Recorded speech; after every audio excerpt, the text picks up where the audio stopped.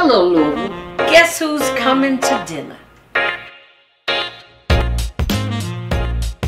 Policy in place or be in the process of putting their own neighborhood centric policies in place. What does that mean? So that means when we're talking about boarding houses, when we're talking about drugstore or liquor stores, when we're talking about economic development, when we're talking about the rate of vacant and abandoned property, when we're talking about zoning utility, when you have industrial areas that directly abut residential areas, what does that mean? Like, we can fight and we can protest all day long if we don't have policy in place that additionally says, yeah, this is ethically not right, and we know it, but now we have rules in place, we have policy in place that said not only is it non-ethical, but now it's against the civil policy of this area. And the beautiful thing about it is, Janice, that those neighborhood plans get adopted into the Louisville plan. So then if someone wants to put a liquor store in my area, I can protest all day long. The state can still approve it. Why? Because we don't have any policy currently that says we don't want any more liquor stores in this area for these reasons. Now, once District 3 gets those policy recommendations in place, and then it's adopted into the 2040 plan, which is the process. Now, if I go to court and they try to sue me and they appeal it, or if I sue because they approve it, I can say, here are the findings of fact. And I've had to learn a lot of law without being a lawyer. But here are the findings of fact. Now, it doesn't agree with the neighborhood plan, and it goes against the Louisville Comprehensive Plan. So now I have basis for a lawsuit. So it's all about, for me, being smart and learning how to fight in a way that the American system was based upon, and that's law and policy. And how do we get to that point? And I realized a lot of people weren't educated about that. So when a lot of people ask me, like, Councilwoman, what have you done? You may not see me on the news. That ain't really my thing, Miss Janice. But what I do very well is read, and what I am is an educated Black woman. So Go ahead. Tell the truth, sister.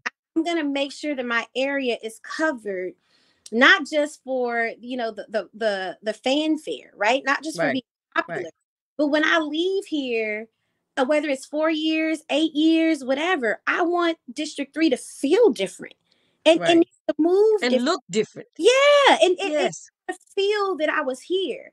Some things got to change, and it shouldn't be, well, now Councilwoman Dorsey is here, so now we don't have to get this Christmas party. And oh, Miss Janice, I hope I can say hell on your show. But what Go ahead. When what the hell? I do this party every year. But that doesn't change the fact that your neighborhood isn't well lit, and that the crime rate is going up, and the sidewalks are not fixed, and that people don't have jobs, and that the rate of vacant and abandoned property or rental property. So if you even own your homes, even if people are living in them, are they invested in your neighborhood? Are your neighbors changing every year because of the landlord? Or the fact that in West Louisville we have the highest percentage of rental property, but the property could be dilapidated. So who's holding those landlords accountable when they're actually making income off of the rental property? You may own your home, but the people who are renting the property aren't investing in it, and the people who own it don't care about it.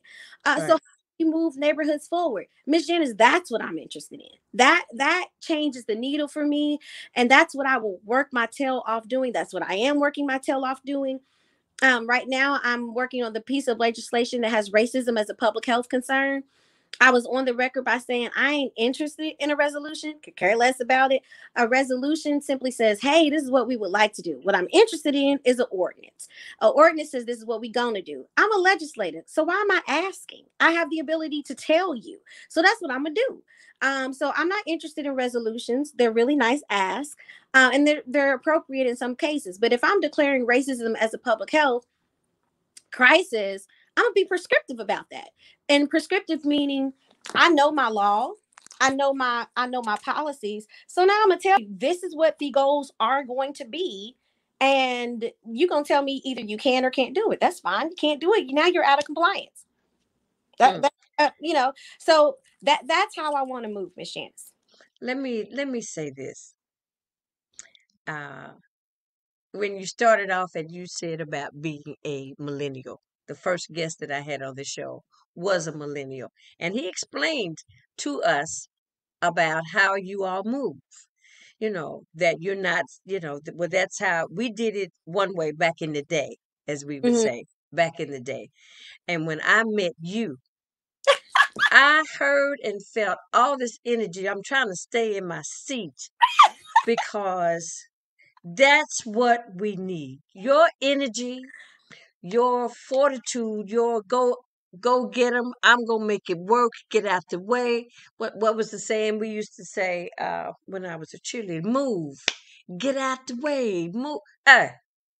So what you're saying is, because when you started talking about the unincorporated area, now just so I can make this clear to the audience, that was, I remember, there someone was killed because they tried to cross Algonquin, and the subject was brought up that there were no lights on the south side of the street.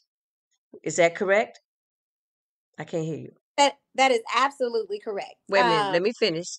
And Yes. so the lights being that was part of that unincorporated area. Why is that area unincorporated? So that's before my time, but it's old county. And what Okay, is it used to be, so before merger, and this is a little bit before my time even as a millennial. right, So 2003 is actually when I graduated from high school. The merger happened, and it was USD, which is the old city, but then right beside our area, we were technically the county. We weren't a small city, so now they call the unincorporated area areas that used to be county that did not fall into a third class city. So we're not like a J Town or a Shively or a right, St. Matthews, or like even the Highlands is a neighborhood. So we aren't even actually a part of a neighborhood. We've kind of been secondarily adopted into the Hallmark neighborhood, but that's even what the neighborhood plan will allow us to do, is to do a formal adaptation into a neighborhood.